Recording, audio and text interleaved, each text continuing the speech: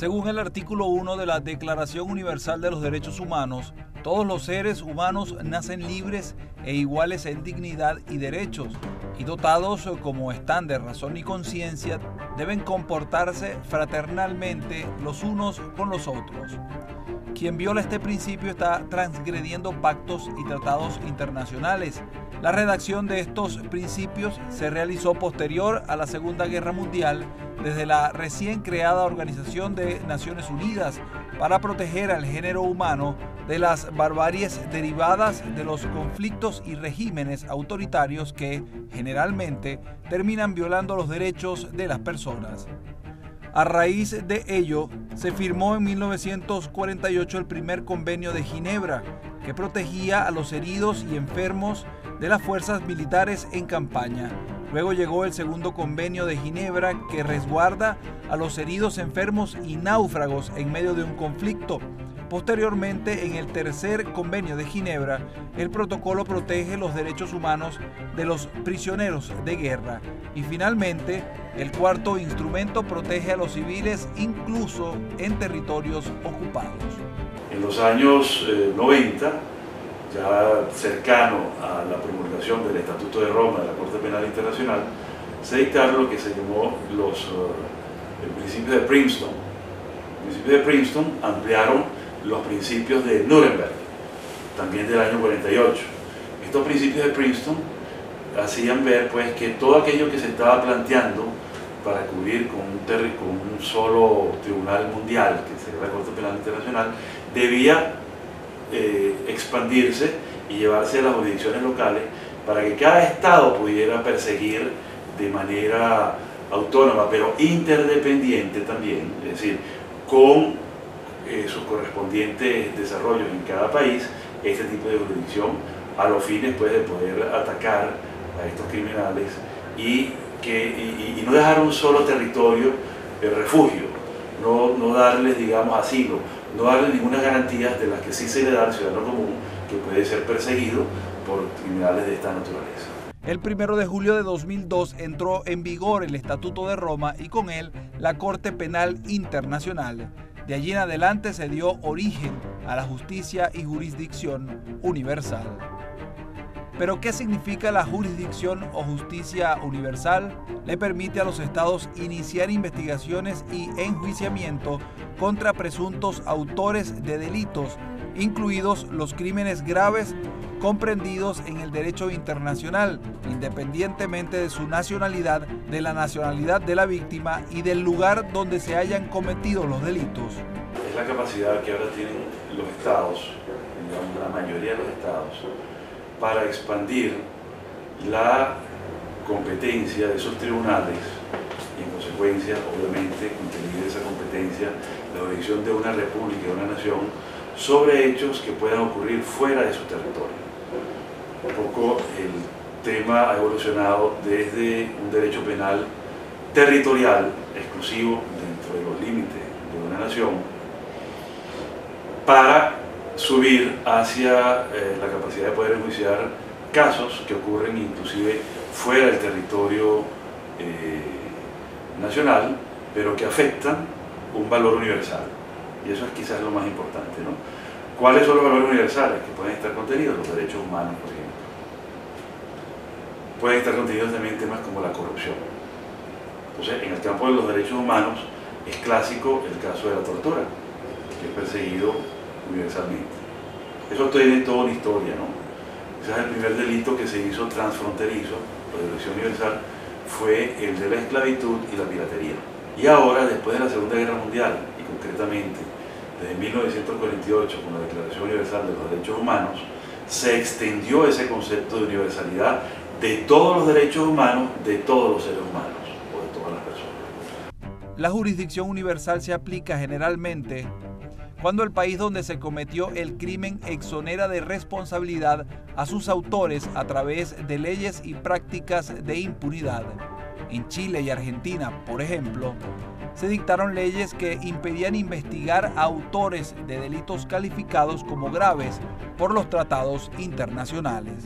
El caso Pinochet fue el caso, digamos, bandera, en el sentido de que puso en evidencia la importancia de esta naturaleza jurisdiccional, pues, ¿no? Más involucró tres jurisdicciones: la española, la británica y la chilena, y se planteó un conflicto de jurisdicciones.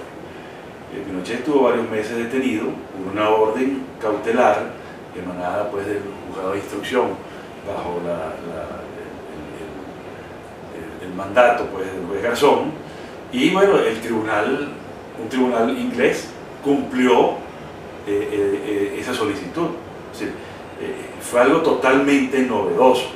Luego terminó el tribunal inglés declinando la jurisdicción en los tribunales chilenos, y los tribunales chilenos pues pudieron conocer el fondo del caso.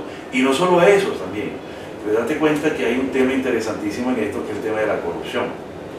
Corrupción ocurrida en Chile, pero por Pinochet, por supuesto, y sus hijos, su descendencia y su familia, pero utilizando, digamos, instrumentos financieros en los Estados Unidos. Entonces, de esa manera, pues, con esas capacidades de la jurisdicción universal, se pudo atacar también la corrupción de Pinochet y su familia y recuperar activos. Existen otros ejemplos del alcance de la justicia universal, los casos de la dictadura argentina y Adolfo Silingo, capitán de corbeta de la Marina de Guerra de ese país, Slobodan Milosevic en la ex Yugoslavia y Agustín Busimungo en Ruanda. Sobre el Estatuto de Roma que rige a la Corte Penal Internacional, 139 países son signatarios y 124 ratificaron su compromiso con estos tribunales universales. Venezuela es uno de los firmantes en este convenio de justicia. ¿Cuál es la relación de Venezuela con la Corte Penal Internacional? Bueno, yo diría que está completada casi en un 80%, falta un 20%, que es desarrollar legislativamente la Corte Penal Internacional aquí en Venezuela. Quiero decir el Estatuto de Roma, porque no tenemos una ley nacional. Pero estamos atados indiscutiblemente por la ley aprobatoria del Estatuto de Roma, de la Corte Penal Internacional, y nuestros jueces están en La Haya. Una vez que tú ratificas con la ley correspondiente y la consignación del instrumento aprobatorio de la ley nacional, es cuando nace ese compromiso a lo interno, y es cuando entonces se obliga el Estado a crear toda esta jurisdicción pues, y a cumplir con estos mandatos. Según la Constitución venezolana, ningún ciudadano puede ser extraditado. ¿Colida la norma constitucional con la justicia universal? Eso colide exactamente, y es una norma que hay que reformar a los fines de darle cabida a esta institución. Fíjate tú que el impacto de este estatuto ha sido muy importante para muchos países. Por ejemplo, el estatuto prohíbe la pena de muerte, y la forma en que muchos países que han sido signatarios y luego han aprobado mediante la ley interna el estatuto ha sido reformar constituciones y códigos penales y hasta códigos de procedimiento para poder adaptarse al estatuto. De manera que ese 20% que te dije que faltaba de cumplimiento de las normas del estatuto sería pues la reforma de esa norma constitucional para facilitar la extradición. Pero fíjate tú que está prohibida la extradición, que es el mecanismo procesal entre estados para poder cumplir con la jurisdicción universal, pero no dice nada la Constitución en contra de la entrega. La entrega no es un procedimiento de extradición entre estados, sino el entregar el prisionero solicitado por la propia Corte Penal Internacional. ¿Es posible entonces que funcionarios venezolanos pudieran ser juzgados en la Corte Penal Internacional por violar derechos humanos? Eso es totalmente pleno desde el momento en que entró en vigencia el Estatuto de Roma, ¿no? En el año 2002. Cualquier hecho que haya ocurrido del 2002 para en adelante, estamos hablando del 1 de julio del 2002, pudiera estar, digamos, cubierto pues, o protegido por esa norma penal ante la Corte Penal Internacional. El asunto está en discutir si es apropiado aplicar esas normas, incluida esa jurisdicción que mencioné, sobre la aplicación de los crímenes de lesa humanidad en Venezuela a partir de ese año también, porque faltan las penalidades, ¿no? Pero ya el criterio se está jugando y de hecho es una jurisprudencia vinculante de la Sala Constitucional del Tribunal Supremo de Justicia, y además ha sido pacífica y reiterada por la Sala de Casación Penal del mismo tribunal. De manera tal pues que hay unos supuestos que son aplicables acá en Venezuela de manera apropiada desde entonces. El carácter universal de esta jurisdicción penal califica los delitos como imprescriptibles, inamnistiables, inindubtables y sujetos a persecución en todo tiempo y lugar. Desde Caracas, Fernando Tineo, Notiminuto.